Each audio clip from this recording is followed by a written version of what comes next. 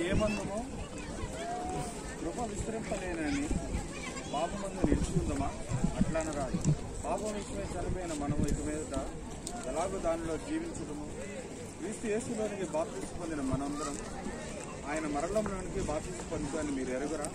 కాబట్టి తండ్రి మహిమ వలన క్రీస్తు మృతుల్లో నుండి ఎలాగో లేపబడినో అలాగే మనమును కూడా నూతన జీవం పొందిన వారమే నడుచుకున్నట్లు మనం బాప్తిస్మం వలన మరణంలో పాలు పొందుటగా ఆయనతో కూడా పాటుపెట్టబడ్డాం. మరియు ఆయన మరణం యొక్క సాదృశ్యమందు ఆయనతో ఐక్యం గలవైన ఎడల ఆయన పునరుద్ధానం యొక్క సాదృశ్యమందును ఆయనతో ఐక్యం గలవారమై ఉంది. ఏమనగా మనం ఇక్కడ పాపం దాసులు కాకుండాటకు పాప శరీరం నిర్ధకమగునట్టు మన ప్రాచీన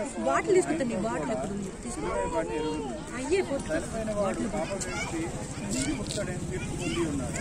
మనం క్రీస్తుతో కూడా చనిపోయిన ఎడల మృతుల్లోని లేచిన క్రీస్తు ఇక్కడ చనిపోవడని మరణమును ఇక ఆయన మీద ప్రభుత్వం లేదని ఎరిగి ఆయనతో కూడా జీవించడమని నమ్ముతున్నాం. ఫోటో పెట్టి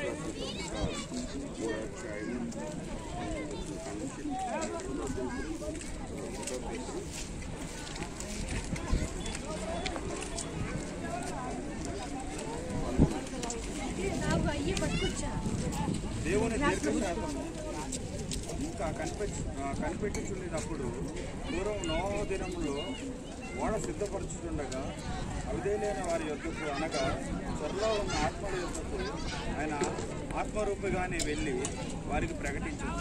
ఆ వాడలో కొందరు అనగా 8 మంది నీటి ద్వారా రక్షణ పొంది దానికి సాదృశ్యమైన బాప్తిస్మం